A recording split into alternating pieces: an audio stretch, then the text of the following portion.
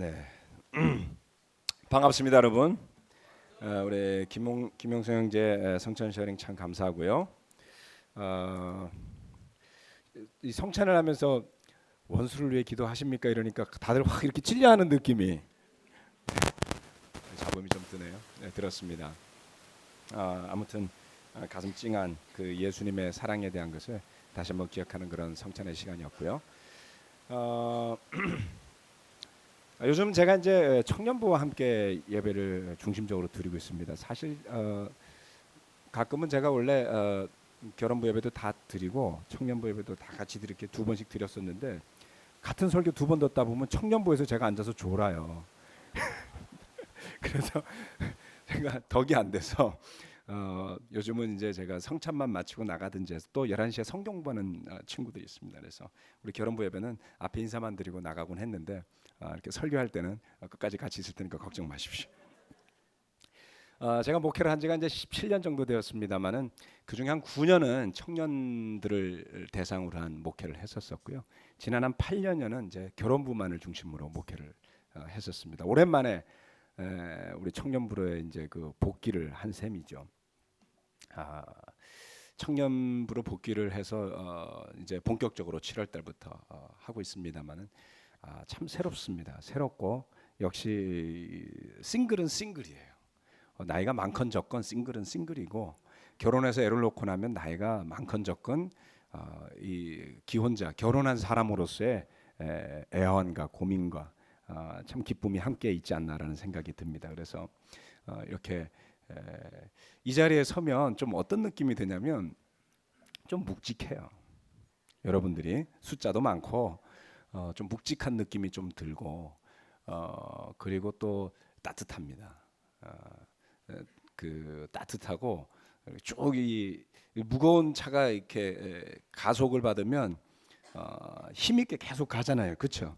그러한 느낌을 제가 많이 받습니다. 그래서 오랜만에 우리 결혼부의 예배에서 이렇게 설교를 하면서 그런 여러분과 더불어서 함께 예배를 드리는 게 아주 큰 기쁨이고 감사함입니다. 오늘 저는 오병이어로 만드는 기적에 대해서 같이 말씀을 나누겠습니다. 오병이어. 우리 모두 너무 잘 아는 내용이죠. 대다수의 우리 제자들은 특별히 아주 잘 아는 내용일 거라고 생각합니다. 또 혹시라도 이렇게 처음 오셔서 이 내용이 뭔지 모르시는 분들은 잘 같이 설교에 집중해 주시면 그 의미를 좀 배울 수 있으리라 싶습니다. 제가 이 오병이어의 기적을 오늘 설교의 제목으로 정한 것은 바로 이것이 오늘 저에게 필요한 것이기 때문이기도 한 것이죠. 아마도 저와 여러분에게 오늘 필요한 게 있다면 뭘까 이렇게 생각을 해봅니다만은 이런 기적이 필요한 것 같습니다. 우리 같이 요한복음 6장 말씀을 한번 보도록 할까요? 요한복음 6장.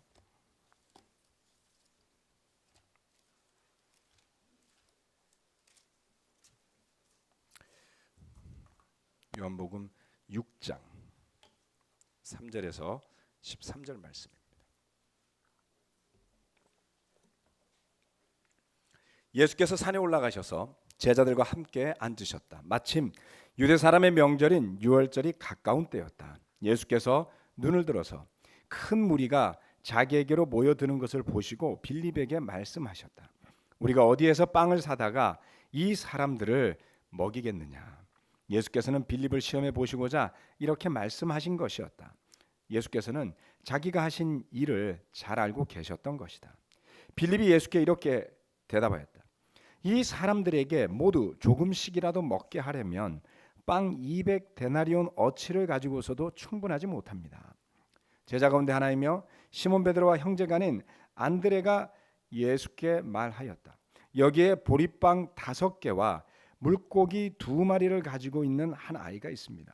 그러나 이렇게 많은 사람에게 그것이 무슨 소용이 있겠습니까? 예수께서는 사람들을 앉게 하여라 하고 말씀하셨다. 그곳에는 풀이 많았다. 그래서 그들이 앉았는데 남자의 수가 5,000명쯤 되었다. 예수께서 빵을 들어서 감사를 드리신 다음에 앉은 사람들에게 나누어 주시고 물고기도 그와 같이 해서 그들이 원하는 대로 주셨다. 그들이 배불리 먹은 뒤에 예수께서 제자들에게 이렇게 말씀하셨다. 남은 부스러기를 다 모으고 조금도 버리지 말아라. 그래서 보리빵 5덩이에서 먹고 남은 부스러기를 모으니 12광주리에 가득 찼다. 이 장면은 볼 때마다 굉장히 유쾌하고 격려가 되죠. 음식을 나눈다라는 것은 여러모로 기쁘지 않습니까? 특별히 그 자리에 함께했던 사람들은 기대하지 않았던 공짜 밥을 얻어먹게 된 거예요. 요즘 세상에서는 공짜 점심은 없다 그러잖아요.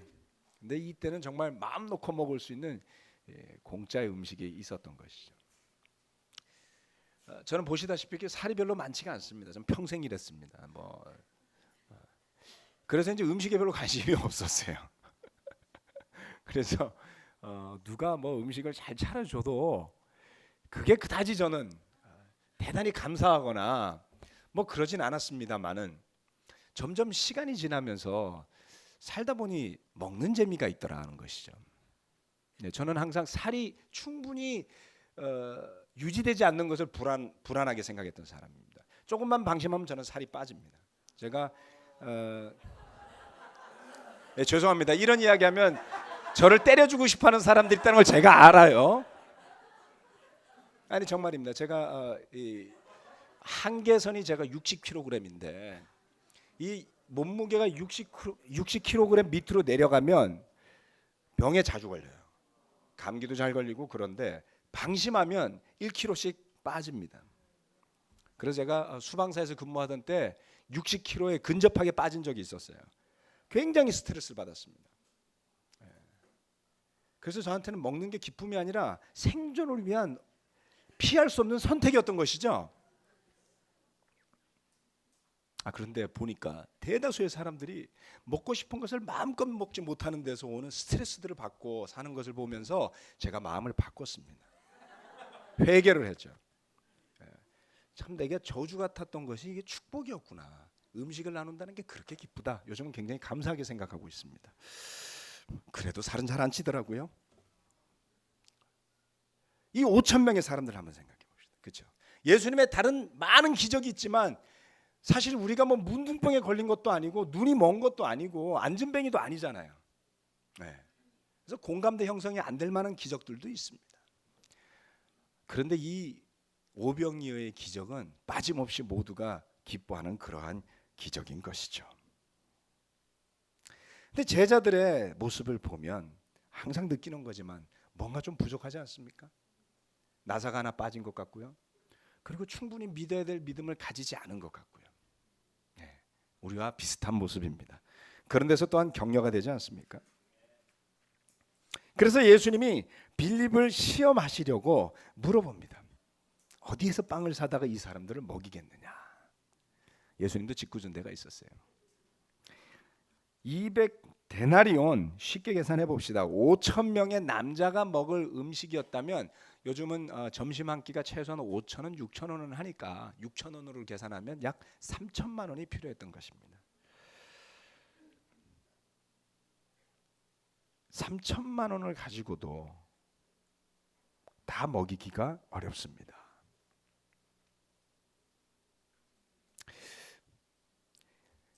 그때 안드레가 보리빵 5개와 물고기 2마리를 가진 한 어린아이를 데리고 와서 이렇게 표현합니다. 그러나 이렇게 많은 사람에게 그것이 무슨 소용이 있겠습니까? 여기에는 여러 가지의 의미가 섞여 있는 것 같습니다. 주님 뭐라도 좀 해보세요. 이런 것도 좀 있죠. 때로는 우리가 그렇잖아요. 좀 어떻게라도 좀 해주세요라는 바람도 있는 것 같기도 하고요. 또 다른 한편으로는 정말 있는 모든 것이라고는 이 5천여 명의 사람 가운데 우리에게는 오병이어 빵 5개와 물고기 2마리밖에 없습니다 라는 아쉬움도 묻어 있는 것 아닌가 이런 생각을 해봅니다. 제가 정도현 목사님하고 낚시를 갔었어요. 얼마 전에 낚시를 갔는데 평생 처음 강낚시를 오셨더라고요. 그래서 제가 기대가 많은 사람이랑 갔는데 이게 한 마리도 못 낚으면 어떡하나 그러고 갔는데 난리가 난 거예요. 집어넣는데 막 물기 시작을 합니다. 예. 한 번 더 낚시를 가자고 하시더라고요. 이 잡음이 뜨네. 예, 잘 들리세요? 그래서 열심히 막 한 2시간 동안 정신없이 낚았어요. 6마리 잡았습니다. 잡으면 빼고 미끼도 넣고 뭐 이러느라고 시간이 가잖아요. 무슨 저희가 무슨 금을 던진 게 아니에요, 여러분. 예, 강에서. 근데 이 2마리와 6마리는 어마어마한 차이가 있습니다, 사실은. 물고기 2마리만 딱 낚으면요, 둘이서 갔는데 2마리를 낚으면요, 굉장히 비참해요. 한 마리씩. 그걸 라면에 넣어서 끓여 먹기도 뭐하고. 그래서 2마리만 잡으면 놔줍니다, 사실은. 대부분은. 2명도 아니고 5,000명이 모인 자리에 물고기 2마리와 떡 5개는 가당치 않은 이야기였죠. 첫 번째, 오병이어로 만드는 기적이요. 주님의 능력의 기적입니다. 여러분, 오병이어를 바라볼 것입니까? 아니면 주님을 바라보겠습니까? 제자들은 이미 예수님이 기적을 행할 능력이 있음을 체험을 한 상태였어요. 이 기적은 처음 일으킨 기적이 아니었던 것이죠. 그런데도 불구하고 그들은 주님의 능력을 바라보기보다가는 그들의 손 안에 있는 떡 5개와 물고기 2마리에 온갖 초점이 다가 있었습니다. 그래서 그것을 가지고 계산을 했죠. 계산을 잘하는 빌립이었던 것 같습니다. 200데나리온을 가지고서라도 충분하지 못합니다. 안드레는 이렇게 이야기하죠. 이것이 무슨 소용이 있겠습니까? 라는 표현을 합니다. 이 오병이어는 무엇이겠습니까? 바로 오늘 우리 자신이 가지고 있는 모든 것일 수도 있습니다. 여러분이 가진 것을 가지고 5,000명을 풍성하게 먹이고도 12광줄이나 남을 만큼 가지고 있다고 여기시는 분이 과연 몇 사람이나 계십니까?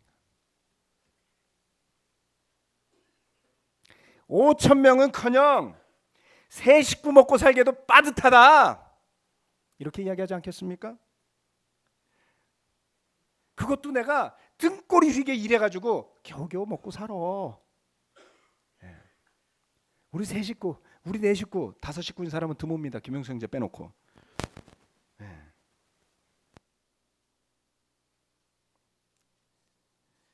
만약 우리가 바라보는 것이 이 떡 5개와 물고기 2마리 뿐이라면 얼마나 춥고 얼마나 배고프겠습니까? 그렇죠? 그 수천 명이 주님의 말씀을 듣겠다고 모여와서 앉아 있는데 대접할 게 없었어요. 내놓을 게 없었습니다. 꼼짝없이 굶게 생겼죠. 그게 바로 자신이 가진 것만 바라보는 사람의 마음의 상태인 것입니다. 주님의 능력을 바라보면 뭔가 기대할 만한 일이 벌어지지만 내가 가진 것만을 바라보면 이게 무슨 소용이 있겠습니까? 라는 생각만 드는 것이죠. 이번 주에 우리 건국대학교 캠퍼스에서 전도 모임이 있었습니다. 목요일날 우리 캠퍼스 미니스트리의 형제 자매들하고 그다음에 시간이 되는 우리 청년부에 휴가를 내서 여러 사람들이 참석을 했습니다. 한 12~13명이 함께 모여가지고 같이 전도를 했습니다. 건대 입구역에서 내리면 큰 건국대학교 병원이 있더라고요. 그리고 그 대학교 캠퍼스가 꽤 커요. 그 앞에 많은 사람들이 오고 가는데 12명이 전도하겠다고 모인 거예요. 그래서 얼마나 힘이 있었겠습니까? 마치 이 물고기 2마리처럼 정말 보잘것없더라. 들어가서 열심히 전도하고 다녀도 눈에 띄지도 않아요. 그렇죠? 어찌 보면 그 역 주변 그 대학에 왔다 갔다 하는 수많은 사람들에 비하면 참 초라한 수준의 사람들인 것이죠. 만약에 우리가 우리 자신만 바라본다면 그 전도 모임은 하지 않는 게 더 현명할지도 모릅니다. 더운 날 뭐 한다고 휴가까지 내갖고 거기 와서 쳐다도 보지도 않는데 전도한다고 그러고 다녀. 당신이 전도사야, 목사야. 우리 흔히 하는 말 있죠. 그런다고 밥이 나와, 떡이 나와.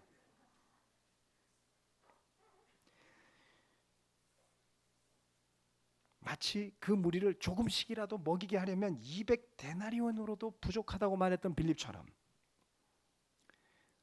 그 손안의 떡만 바라보는 사람들은 시작하기도 꺼릴 수 있습니다. 이게 되겠어? 그렇게 한다고 몇 사람이나 제자가 되겠어? 그렇게 한다고 세상이 도대체 얼마만큼 바뀌겠어? 그렇습니다. 그게 바로 우리가 세상에서 배운 것이죠. 결과가 빤하거든요. 우린 계산에 능합니다. 먹고 살기 위해서 그것만 평생 배우고 살지 않았습니까? 생각만 해보면 알 수 있습니다. 그런데 그렇게 살면 변할 게 하나도 없습니다. 여러분 생각대로, 여러분이 보는 대로 평생 떡 5개하고 물고기 2마리밖에 없는 거예요. 그리고 이걸로는 나도 먹고 살기 힘들어 라고 생각하면서 앉아서 내 생각만 하다가 인생이 어느 날 끝나게 될 겁니다.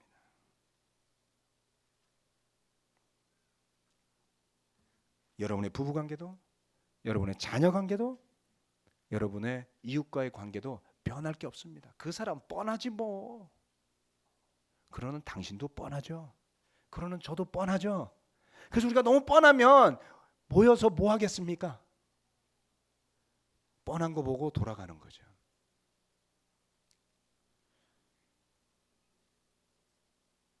그렇다면 수련회를 가면 뭐 하겠습니까?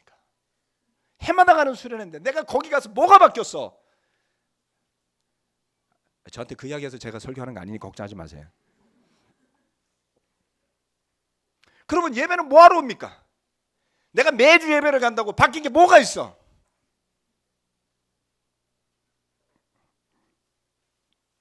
그러면 그냥 집에서 숨이나 쉬고 계셔야죠.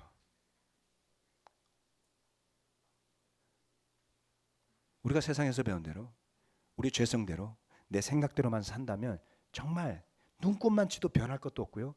매일매일 나빠지는 인생을 살 겁니다. 여기 대부분 이제 나이들이 좀 드셨어요. 젊을 땐 모르지만 40 넘어가면 나이 들어가는 게 보이잖아요. 피부도 거칠어지고요. 탄력도 잃어가고요. 주름도 늘어가고요. 흰머리도 늘어가고요. 그렇죠? 희망이 없어요. 더 좋아질 희망이 없잖아요. 더 나빠집니다. 그리고 이제는 할아버지 할머니가 남의 이야기가 아니고 10년 뒤 내 모습이란 말이에요. 자매들 격려 안 되죠? 이 안에 장년분은 우리의 미래예요. 이제 이렇게 앉아갖고 앉는 자리만 바꾸시면 돼요. 한 바퀴 돌아서. 믿음이 없으면요, 이제 이 나이가 되면 정말 사는 게 얼마나 허무한지 몰라요. 그런 여러분 자신만 바라본다. 그 조그마한 전도 모임이에요. 그런데 인간적으로 생각해서 별 가능성이 없어 보일 그런 전도 모임에서 이 교회가 생겨난 거예요. 성장한 것이죠. 변화한 것이죠. 왜요? 주님을 바라봤기 때문이죠. 주님의 능력을 바라봤기 때문인 것입니다. 그래서 그 전도가 끊이지 않았고 구원받는 사람들의 행렬도 끊이지 않았고, 그래서 여러분과 제가 이 자리에 있게 된 것입니다. 여러분, 자신만 바라본다면 오병이어만 바라보는 사람들입니다. 우리는 변화하고 성장해야 될 사람들인 것이죠. 저는 잘 변하는 사람입니까? 그렇지 않습니다. 약점도 많습니다. 툭하면 짜증내고 열받으면 소리 지르고 제 아내에게 물어보십시오. 때로는 여러분이 저를 봐도 짜증이 나는데 제가 저를 보면 얼마나 더 짜증이 나겠어요. 그렇죠? 그래서 제가 에라 모르겠다. 생긴 대로 살아야지. 그래서 격려될 게 없더라 이 말씀이에요. 조금이라도 더 고민하고 기도하고 노력하고, 그리고 주님의 능력으로 내가 오병이어로 5,000명은 못 먹이더라도 내가 한 10명은 먹여봐야 되겠다. 우리는 변화하고 성장해야 할 사람들인 것입니다. 주님을 믿고 따르는 순간, 우리가 예수님을 따르기로 결정했던 그 순간 뭔가 변하지 않습니까? 평생 느껴보지 못한 뭔가가 일어나잖아요. 그렇죠? 남들만 그런 게 아니라 나도 변하더라 이 말씀이에요. 처음에 이 교회 와가지고 예배 드리시는 분들은 전부 다 그냥 부부가 참하게 앉아갖고 서로 이야기도 잘하고 얼마나 부러운지 몰라요. 내가 저렇게 될 수 있을까? 예, 될 수 있습니다. 왜? 능력이 여러분에게서 나오는 게 아니라 주님에게서 나오기 때문이죠. 주님을 믿고 따르는 순간 우리의 가치가 변하고 다른 사람이 됩니다. 겉으로 드러나지는 않지만 영적으로 거듭나서 새로운 사람이 됩니다. 새로운 가치, 새로운 영, 새로운 삶을 맞이하는 새로운 사람이 되는 것이죠. 그런데 우리가 옛날의 가치, 옛날의 영에 속한 것처럼 생각하고 살아가고 행동한다면 어떻게 되겠습니까? 그것은 바로 우리가 사탄의 거짓에 속는 것입니다. 새로운 사람이 되었어요. 그리스도 안에 있으면 누구든지 새로운 피조물이라고 말씀하지 않았습니까? 그래서 우리는 새로운 사람이 된 것입니다. 그리고 그것이 멈추어지는 것이 아니라 그리스도 안에서 끊임없이 주님의 능력으로 새로워지는 것입니다. 저는 희망이 거기에 있다고 믿습니다. 손 안에 가진 것이 전부가 아닙니다. 여러분이 있는 모습대로의 그 모습이 전부가 아닙니다. 떡과 물고기는 하나님께서 우리에게 살라고 주신 것이지 우리가 바라보고 살아야 할 우리 삶의 목표도 아니고요, 우리가 의지해야 될 대상도 아닙니다. 그것은 그냥 주님께서 주신 거예요. 행여라도 내가 가진 것밖에 보이지 않는 분들이 있다면 한번 좀 생각해 봅시다. 제가 목회를 하는 17년 동안 정말 고민을 많이 하면서였습니다. 그 고민은 두 가지였습니다. 주님을 사랑하는 만큼 더 많은 사람들이 주님을 알고 구원받기를 원했습니다. 그게 안 될 때마다 저는 많은 고민을 했습니다. 제 자신을 탓도 많이 하고 자책도 많이 했습니다. 두 번째 고민스러운 순간은 언제였냐면 제가 변하지 않을 때, 내가 좀 더 성장하고 내가 좀 더 변해야 더 주님을 위해서 일할 수 있을 텐데 그게 잘 안 될 때, 이 두 가지의 경우가 저한테는 가장 고통스러웠던 시간들이었습니다. 그래서 이것도 해보고 저것도 해보고 별의별 걸 다 해봅니다. 그런데요, 때로는 기본으로 돌아가야 될 때가 있다라는 것이죠. 뭔가 새로운 게 있지 않을까? 뭔가 좀 더 새로운 지평선이 열려야 하지 않을까? 그런데 그때일수록 기본으로 돌아가야 할 때다라는 것을 보게 됩니다. 그것은 바로 주님의 능력인 것이죠. 저의 힘이나 여러분의 힘이나 여러분의 가진 것이나 그런 것이 아니더라는 것입니다. 때로는 아무것도 보이지 않으면요, 죄 짓는 대신에 기본으로 돌아가십시오. 선택할 수 있습니다. 훌륭한 스포츠 선수들이 슬럼프를 겪을 때 사람들은 이해를 못합니다. 그렇죠? 우리가 생각할 땐 금메달 딴 사람은 항상 금메달 딸 것 같잖아요. 근데 올림픽에 2번 연속 금메달을 따는 사람이 거의 드물지 않습니까? 어렵죠? 그렇습니다. 어려운 것이죠. 그러한 사람들도 슬럼프에 빠질 때 하는 게 있어요. 기본으로 돌아가는 겁니다. 기본 자세를 다시 잡는 것이죠.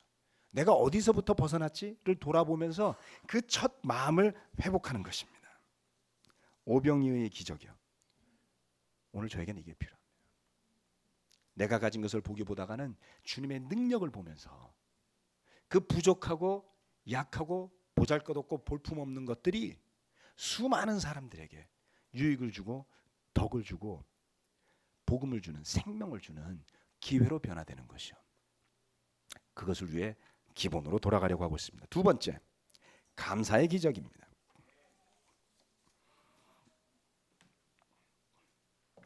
이 안드레 이야기와 주님의 이야기가 조금 달라요. 안드레는 그러나 이렇게 많은 사람에게 그것이 무슨 소용이 있겠습니까? 그 다음에 뒤이어서 예수님은 11절 말씀에 빵을 들어서 감사를 드리신 다음에 앉은 사람에게 나누어 주었다고 했습니다. 빵을 들어서 감사를 드리시더라.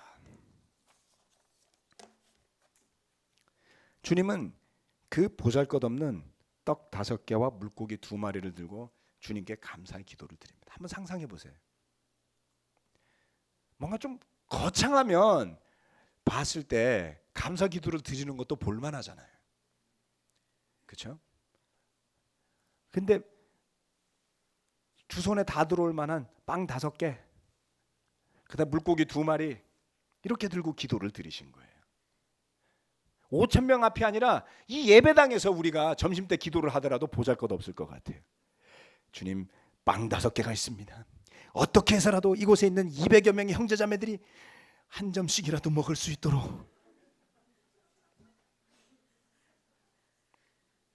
여러분 같으면 감사가 나왔겠어요?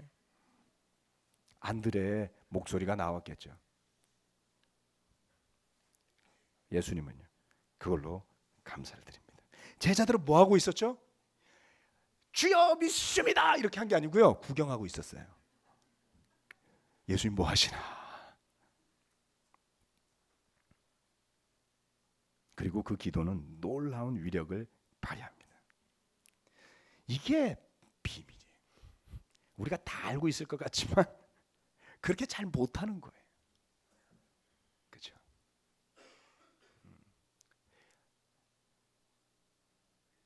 감사할 일이요. 푸념이 아니라 감사의 기도를 드려야 하는 것입니다. 여러분 삶에서 주님께 드릴 감사함이 얼마나 많습니까? 제대로 감사하고 살아간다면 우리 삶은 넘치는 감사로, 그리고 또 평안함으로 가득 차게 될 것입니다.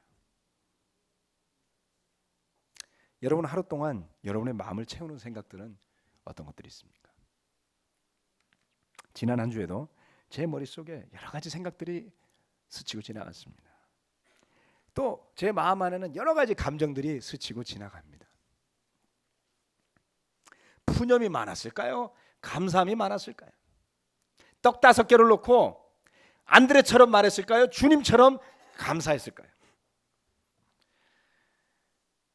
올해 저는 여러 가지 어려움을 겪는 형제들을 주변에서 보았습니다.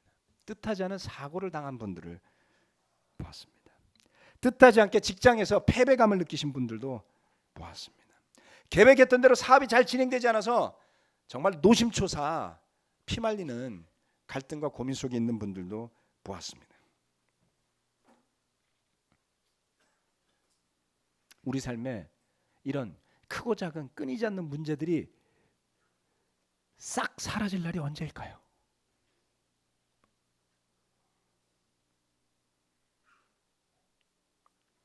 그리고 그런 와중에서도 참 힘들 것 같은데 감사함을 잃지 않고 표현하는 분들을 봅니다. 큰 격려가 되죠. 그런 감사함이 쉽게 나오는 게 아니라는 걸 알기 때문이에요. 그렇죠? 얼마나 고민했겠어요. 밤에 얼마나 가슴앓이를 했겠어요. 그렇죠? 얼마나 고통스러웠겠어요.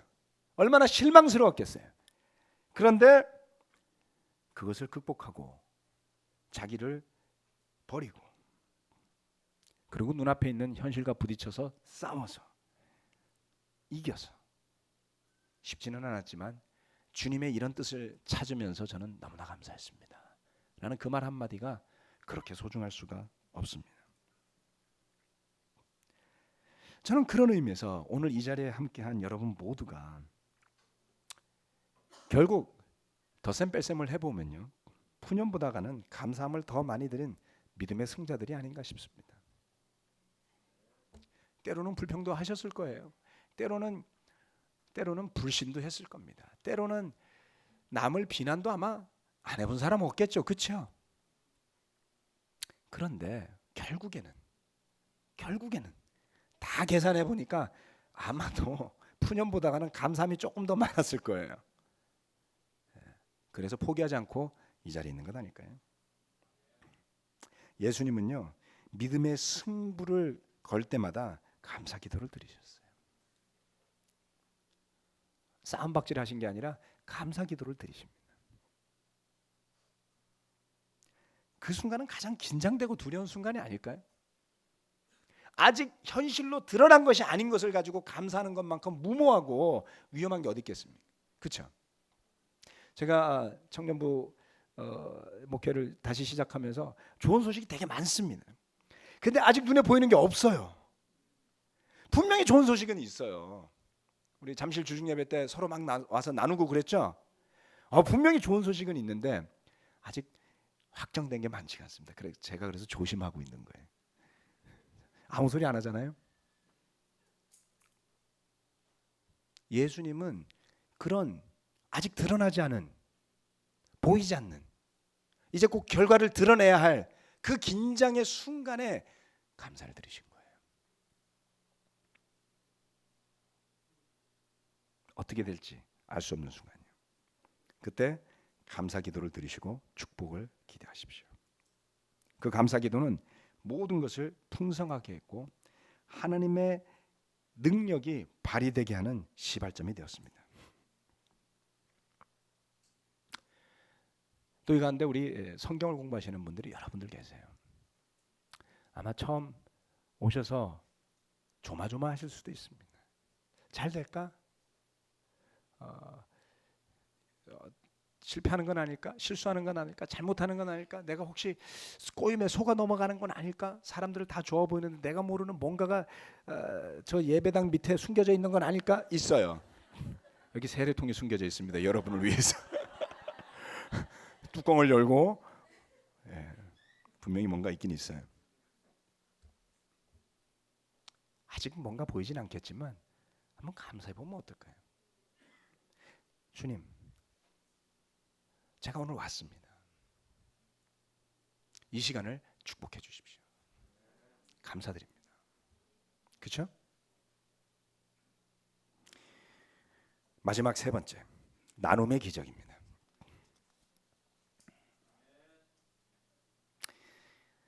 나눔의 기적이요.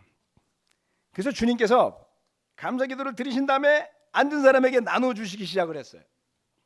놀라운 기적이 벌어집니다. 우리 형제 중에 만화를 그리는 형제가 있습니다. 박병렬 형제라고 네이버 웹툰에다가 게재도 했었고 이제 다음에 조만간 이제 게재를 한답니다. 웹툰에다가.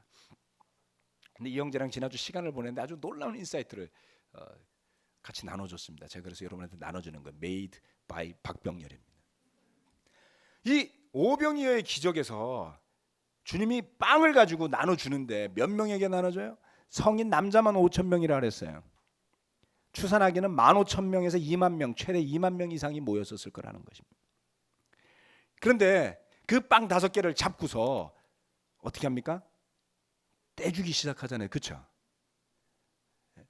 빵집에서 일하던 형제들 여기 주일학교 가셨군요. 한 10,000명에게 빵을 떼주면 어떻게 되겠습니까? 10,000명이 줄 서 있어요. 그리고 빵을 떼주기 시작하는 게 이거 달인에 나와야 되지 않을까요? 빵 떼주는 달인. 그렇죠? 10,000명에게 빵을 떼주면 어떻게 되겠어요? 손이. 빵을 떼주다가 물집이 잡힐 수도 있잖아요. 생선을 나눠주는 건 어떻겠습니까? 이 생선이 아마 말린 생선이었을 겁니다. 팔레스타인 지역에서 해서 말려서 들고 다니면서 먹던 생선이죠. 생선 떼는 일은 쉽습니까? 어렵죠. 그 생선을 떼가지고 또 10,000명에게 나눠주는 거예요. 물고기가 2마리밖에 없었으니까 주님하고 제자들 4명만 달라들었을 거 아니에요. 그렇죠? 5명이 나눠준 거예요. 얼마나 열심히 땀을 뻘뻘 흘리면서 음식을 해서 대접해 보신 분들 아시죠? 10명 20명 대접하는 것도 얼마나 힘든지 두 번 다시 내가 하나 봐라. 네. 손이 부르트러도록 그 많은 사람을 먹이기 위해서 수고하셨단 말이에요. 그게 나눔의 기적입니다. 얼마나 즐겁고 얼마나 감사한 일이었습니까? 출애굽기 35장에 보면 이런 나눔의 기적이 또 나와요. 출애굽기 전체를 통틀어서 가장 이스라엘 백성들이 좋게 반응한 케이스가 딱 요 케이스였어요. 이집트를 탈출해 가지고 가나안 땅에 들어가기 전까지 대부분의 스토리는 뭐죠? 불평하고 반역하고, 그렇죠? 싸우고 우상 숭배하고 뭐 이런 이야기잖아요. 근데 유일하게 격려되는 이야기가 여기 딱 나와요. 35장 20절에서 22절 말씀입니다. 이스라엘 자손의 온 회중은 모세 앞에서 물러나왔다. 마음이 감동되어 스스로 그렇게 하기를 원하는 사람은 모두 나서서 회막과 그곳의 제사에 필요한 모든 것과 거룩한 옷을 만들 수 있도록 갖가지 예물을 주님께 가져왔다. 남녀 구별 없이 스스로 원하는 사람은 누구나 장식핀과 귀고리와 반지와 목걸이 등 온갖 금부치를 가져왔으며 그 모든 사람이 금부치를 흔들어서 주님께 바쳤다. 이 장면은 뭐였냐면요, 그들이 십계명을 모세로부터 받고 난 다음에 그 이전에도 비극적인 사건이 있었습니다. 모세가 35장 4절에 이렇게 명령을 합니다. 모세가 이스라엘 자손의 온 회중에게 말하였다. 이것은 주님께서 내리신 명령입니다. 당신들은 각자의 소유 가운데서 주님께 바칠 예물을 가져오십시오. 바치고 싶은 사람은 누구나 주님께 예물을 바치십시오. 주님께 예물을 바치라고 그랬고요. 그 다음 10절 말씀은 당신들 가운데 기술 있는 사람은 모두 와서 주님께서 명하신 그 모든 것을 만드십시오. 성막을 만들기 위해서 재물을 가져오라고 명령을 했습니다. 그리고 재능 있는 사람은 와서 봉사를 하라고 명령을 합니다. 뭐 감동이 되는 설교를 한 게 아니고 돈 내라고 말하고 와서 일하라고 시킨 거 두 가지였어요. 이거 가지고 감동되는 사람은 도대체 정신 상태가 어떤 거죠? 대단한 설교가 아니었습니다, 여러분. 거꾸로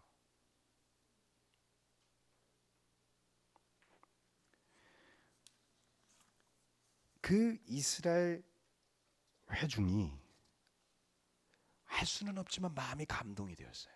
무엇 때문이었을까요?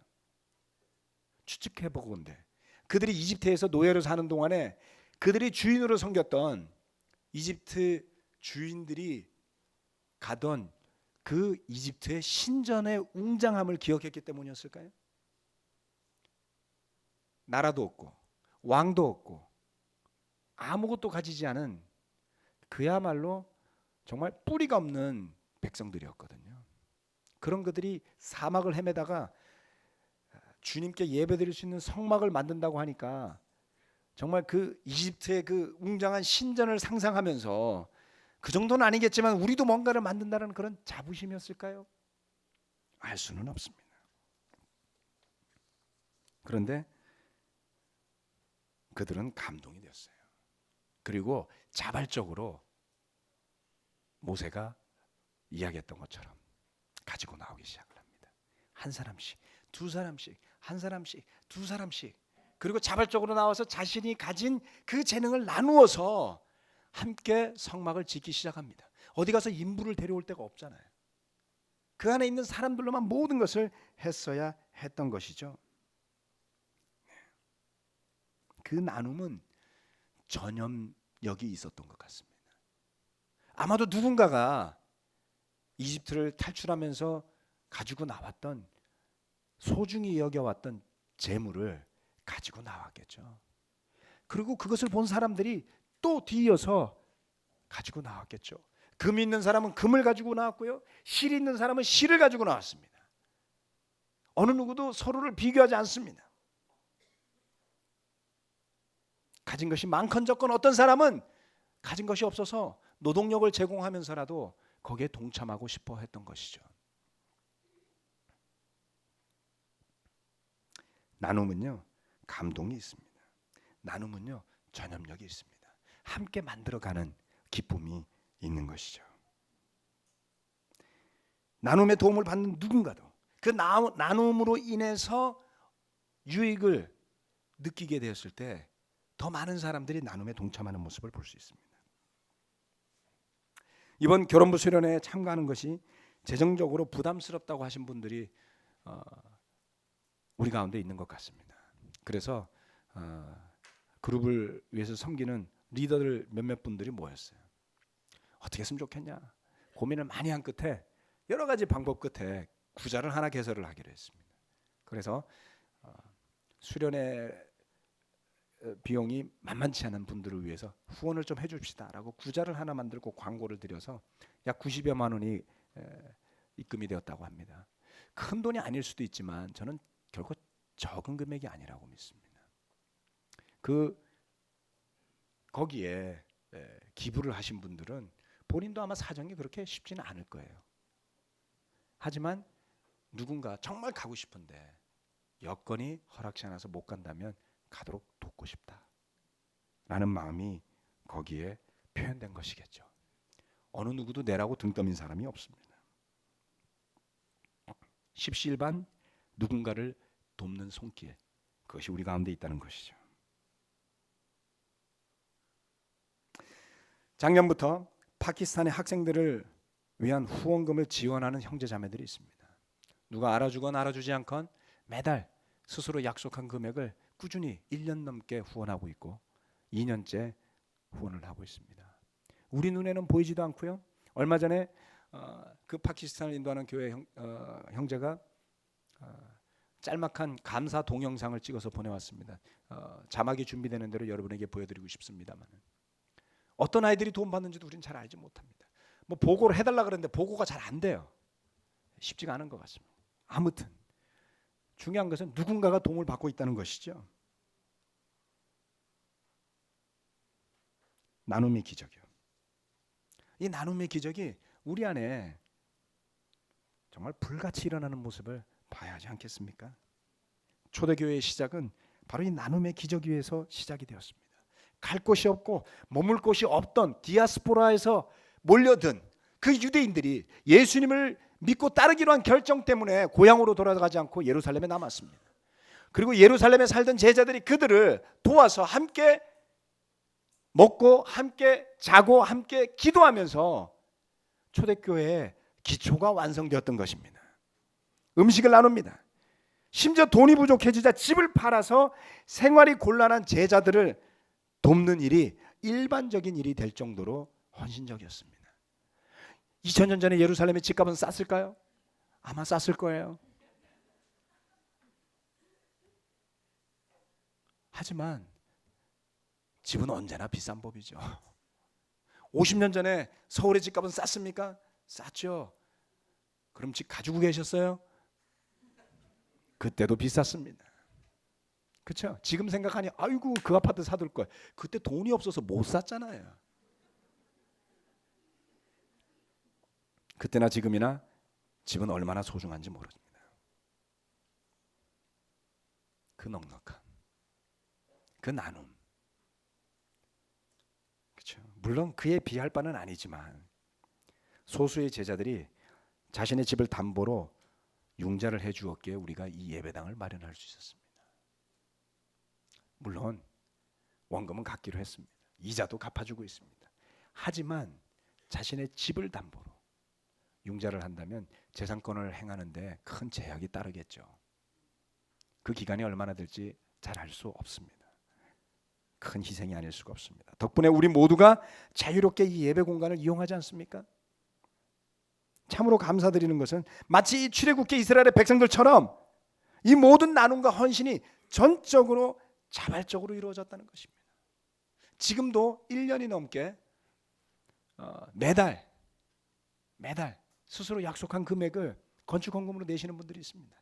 우리 교회 생전 그런 거 뭐 따지고 체크하고 확인하고 그러지 않으니 안 내도 아무런 상관이 없죠. 적지 않은 수의 형제자매들이 여전히 감사하는 마음으로 내고 있습니다.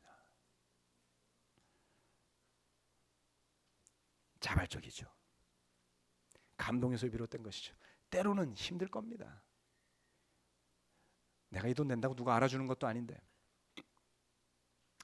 그런데 묵묵히 하시는 분들이 많습니다.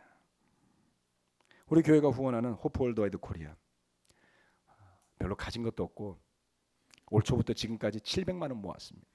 작년 연말에 제로였습니다. 올 초부터 지금까지 700만 원 모았어요. 여러 가지 운영비로 쓰고 하면서 그래도 감사해요. 왜요? 100명이 넘는 형제자매들이 10,000원, 30,000원, 50,000원, 100,000원 후원금을 내주시잖아요. 어제 오후 2시에 여기에서 나그네 집 봉사 간다고 모였는데 사람들이 바글바글했어요. 우리 팀들이 자라나가지고 같이 봉사활동 가겠다고 모여가지고 335 우리 정지삼 형제 어제 아주 기뻤을 겁니다. 봉사자보다 방문자가 더 많은데 형님. 풍성해지지 않습니까? 우리 모두의 마음을 주님께서 이미 축복해 주셨다고 저는 믿습니다. 제자의 삶이요. 또 물질보다 더 소중한 시간을 나누고 공간을 나누고 인생을 나누지 않습니까? 성경 공부하기 위해서 모인 형제들이요. 얼마나 뜨거운 마음으로 헌신적으로 모입니까? 그렇죠? 집에 가서 나도 쉬고 싶고 집에 가서 나도 텔레비 보고 싶고 나도 땅 가고 싶지만 뜨거운 마음으로 모여서 그 누군가에게 복음을 전하겠다는 열정으로 모였을 때 그 자리가 얼마나 소중한 나눔의 자리입니까? 복음을 나누고 기도를 나누고 그것이 바로 제자의 삶입니다. 그리고 그것이 바로 축복받은 삶인 것입니다. 그렇게 나누는 삶은 항상 훈훈한 법이죠. 우리가 누리는 행복의 밑바탕에 바로 이런 나눔의 삶이 있었던 것임을 기억합시다. 어제는 우리 한 부부가 여러 사람을 집으로 초대를 했습니다. 자발적으로 초대를 했고요. 자발적으로 모인 사람들이 모여서 함께 식사를 나누었습니다. 원래 그 모임이요. 한 10년 전부터 가끔씩 모였던 모임인데 모일 때마다 행복하게 끝난 적이 별로 없었어요. 모이면 서로 할 말이 얼마나 많은지 저를 포함해서 아주 어제는 정말 행복하게 끝났습니다. 집에 들어와서 내내 감사했어요. 왜요? 나누기 때문입니다. 나누기 때문이죠. 넉넉한 마음에서. 그래서 앞으로도 계속 누군가가 나눠주기로 했습니다. 아멘. 어제 약속하신 분. 뭐죠? 제자의 삶의 본질은 그렇습니다. 뭔가를 위대한 것을 이루려고 하는 집착이 아니라 감사함으로 축복하고 나누어서 하나님의 능력으로 풍성해진 것을 보면서 주님께 영광을 돌리는 것이죠. 그것을 한동안 잊고 있었던 것 같습니다. 그래서 복음을 나누면서 저는 기초로 돌아가기로 결정했습니다. 감사함으로 돌아가기로 결정했습니다. 그래서 마음이 더 넉넉해짐을 느끼고 있습니다. 형제자매 여러분, 덥습니다마는 여러분의 그 나눔의 마음들이 얼마나 풍성한지를 서로 보고 격려하시기를 권합니다. 그것이 더 풍성해지면서 정말 차고 넘칠 만큼 주님께서 주시는 날이 왔을 때 우리가 주님을 찬양하게 되기를 바람하지 않겠습니다. 감사합니다. 말씀 마치겠습니다.